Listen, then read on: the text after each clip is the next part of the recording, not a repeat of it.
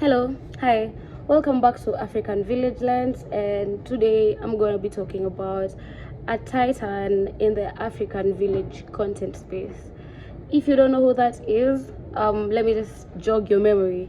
Yeah, I'm going to be talking about I am Marwa, but more specifically, he just hit the 600k milestone on YouTube, and that's subscribers.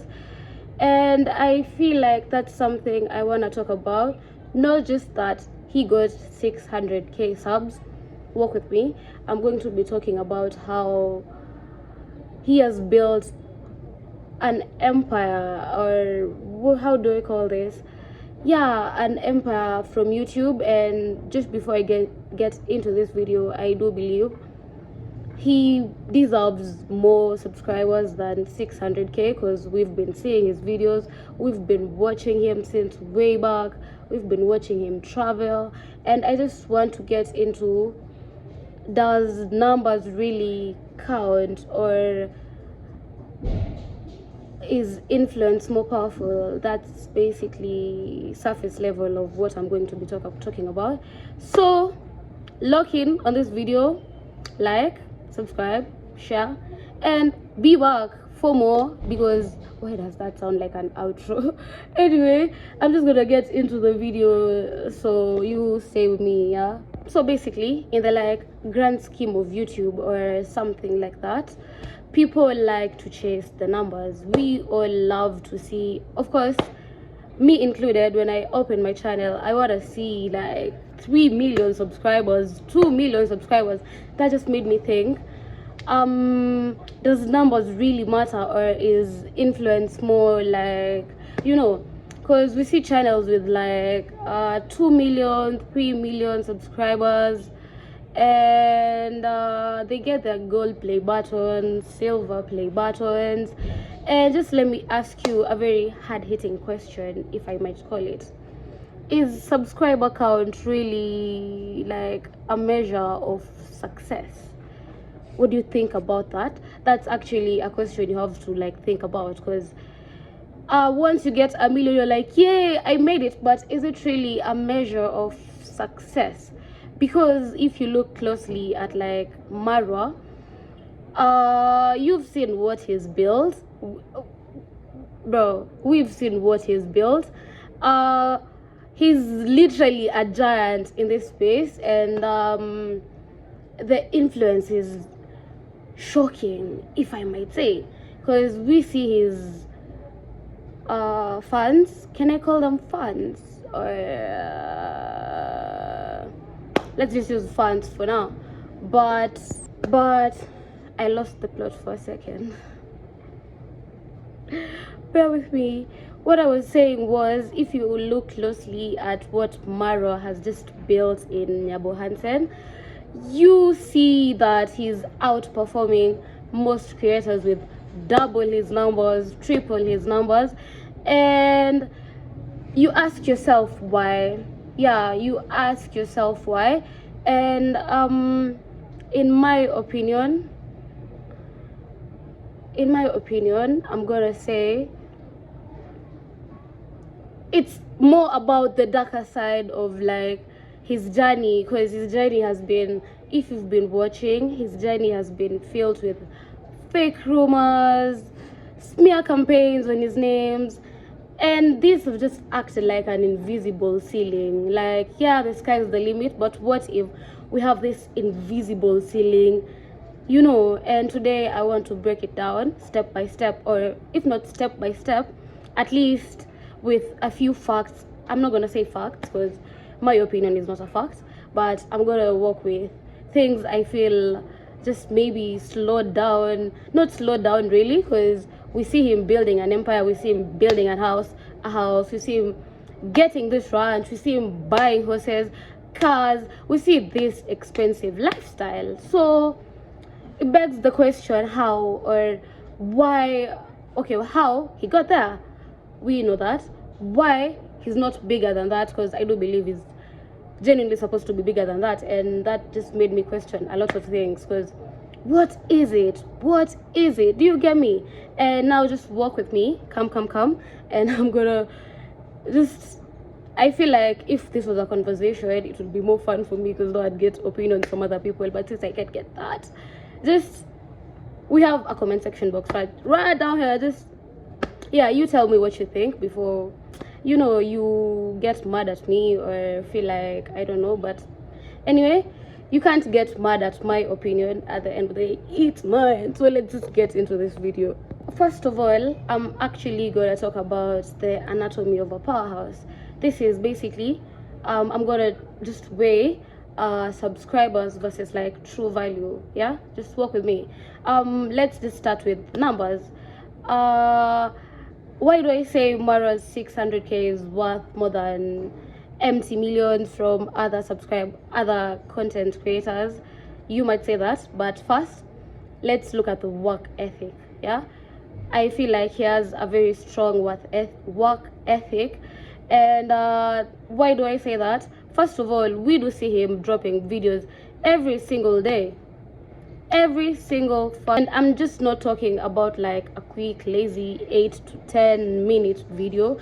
I'm talking an hour plus, an hour 30 minutes, an hour long documentaries of like his travels, his daily life, and that's just impressive if you think about it, because actually being on camera, recording yourself, editing for like an hour long video, that needs some crazy work ethic, and we do see him having that.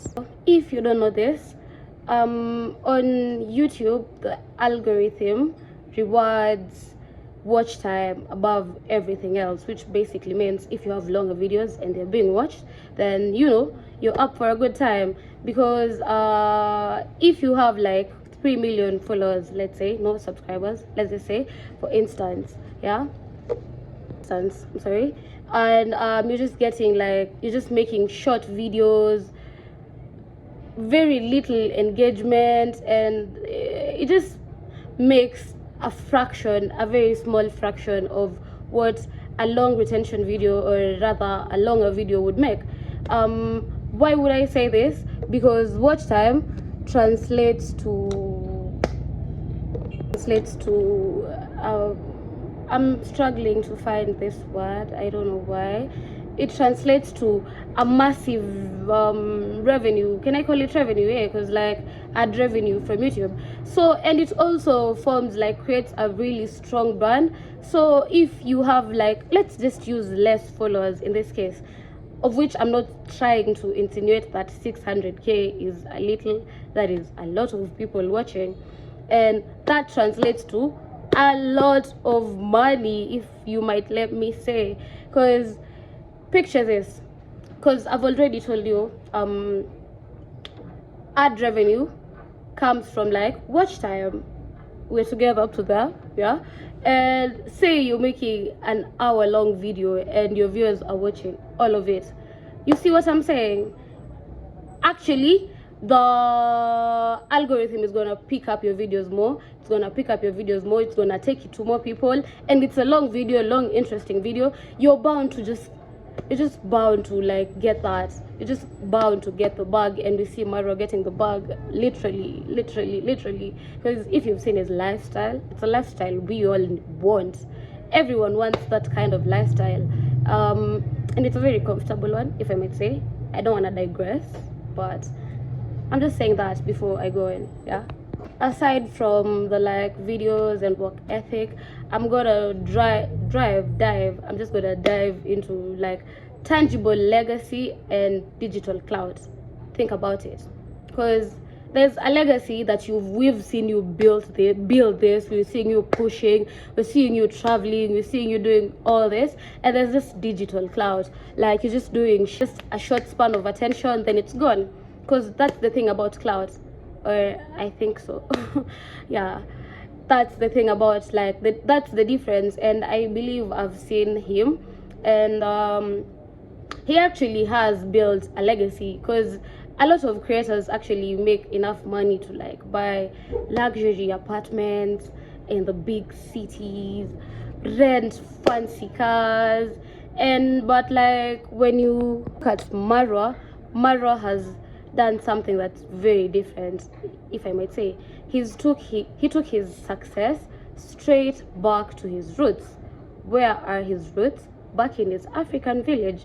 And we see him just building a magnificent ranch, and it's complete with horses, a villa, and it's honestly transformed his home region. And I feel like that's a smart move.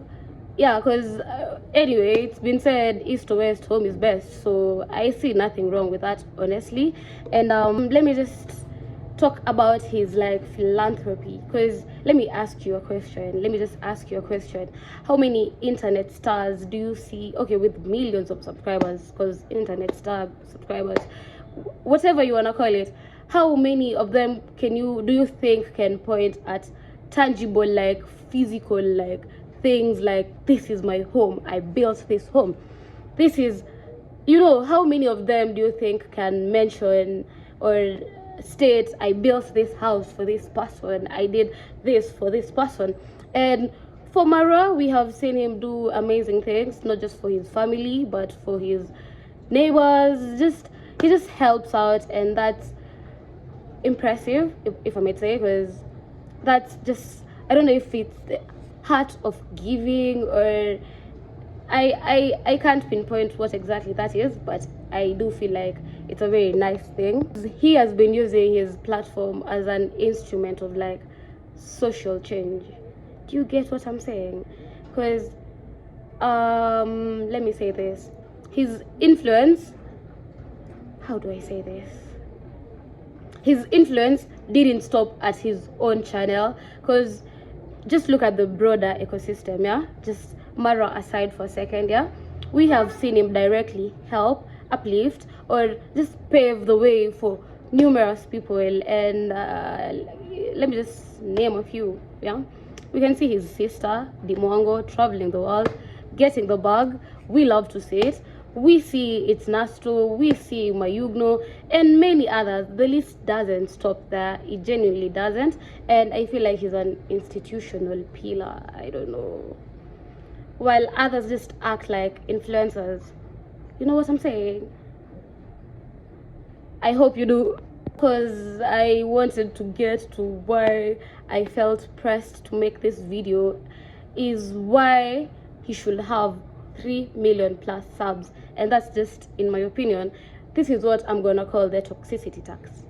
Yeah, toxicity tax. If you don't know what that is, let me break it down for you gently. Yeah, gently, to like address the elephant in the room. If Marwa is doing everything right, he is traveling, he is building communities, he is creating monumental content, why is he at 600k instead of 3 million plus, or even, you know what I'm saying? The answer is what I call toxicity tax. You can actually call it the hater tax, and he's actually paying for that. He's heavily targeted by a fraction of toxic YouTubers. Can I call them toxic? Yeah, I can. I believe I can call them toxic, because we see what Marwa is doing, we see him pushing, we see him helping people. So why would you hate on him? That's just my opinion though. But he's actually paying the head tax, because we just see massive, I'm gonna call them campaigns, honestly, against him. And we see people making a living out of like just spreading rumors or just gossip about him, and it's just endless negative voices. Yeah, it's just, and I okay, you just comment down below. Do you feel like these stories are fabricated, or I don't know? Because I feel like most times we see even his family getting dragged into genuinely unnecessary drama. I'm gonna call it unnecessary drama. And it's just unfortunate that in this digital age, that's bound to happen. That is just bound to happen. But I don't agree with it. Because positivity and hard work, they don't trigger the cheap outrage clicks or just malicious gossip. They don't do the same. We see hard work going slower than just cheap malicious gossip, because I feel like it's also part of like human to Is it really? I don't believe it should be, but it's actually been made normal. So we do feel like we just, some people are just filled with negative energy, honestly, and I don't know, because why would you? Because now these people are just making a toxic fog. Like, you're trying to see Marwa, but there's just this toxic fog that's just blinding you. Like, you want to see it, you do see it, but it's just all over. And if you're a casual viewer, you like travel videos, African village videos, you can get overwhelmed by watching a creator, or just even clicking subscribe to a creator who's always involved in drama or just manufactured controversies. I'm sorry. You can just hesitate to hit that button because you're like, I'm just here for the content, I'm not here for all of that. So I feel like that's basically is a barrier as to why he's not where I believe he's supposed to be. And frankly, I don't feel like that's fair, but there's honestly nothing we can do about it, because from what I've seen, the negative content and just rumor mongering, it's actually become a genre, and to me that is crazy, because that's just crazy. I'm not gonna get into why, because I am too opinionated, but I feel like that is too crazy, if I might say. But that's holding back his like mainstream scaling. But thankfully, honestly, thankfully, his core audience, like people who have been with him, seen him from like way back, because his channel is not a new one. His core audience just sees through all of that, and that I feel is amazing, I'm not gonna lie. But my biggest question is, where does this leave us? Do you think Marwa needs 3 million subscribers to validate his work? I'm gonna answer that. You can answer that for me in my comment section. But I feel like absolutely not. Hell nah. Why do I say this? He has achieved financial freedom, built a legacy estate, impacted hundreds of people with just ordinary lives. I don't know. That's something. That is something. I feel like subscriber count or just numbers are a scoreboard for like ego. It's not, I feel like we're supposed to measure this on the basis of the impact you leave behind, if I'm being really honest. What do you think, honestly, generally, about the like toxic commentary that just holds back great creators from reaching their true potential? Or does true quality always win in the end? Because I feel like for Marwa, we see that he's actually winning. We can't say he's not winning. He's winning, and we are here for it.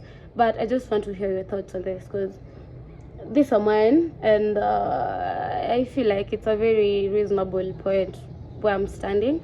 But yeah, you do this. Yeah, you've heard what I have to say. Now I want to hear what you have to say, so you do this.